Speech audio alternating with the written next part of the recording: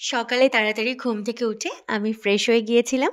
কারণ আজ বাড়িতে আসবে গেস্ট। আর গেস্ট বাড়িতে আসলেই তো একটু তাড়াহুড়ো রান্নাবান্না নিয়ে থেকেই যায়।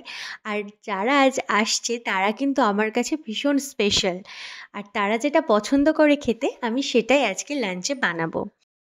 সময়ের সাথে সাথে যেমন সব কিছু পাল্টায়, মানুষের পছন্দও পাল্টায়, ভালো লাগাও পাল্টায়, ঠিক তেমনই আমার ভালো লাগার আর পছন্দের মধ্যে অ্যাড হয়েছে এখন রান্না।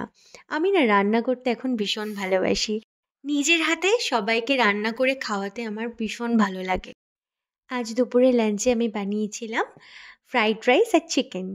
এটাই ওদের ডিমান্ড ছিল, খাবে।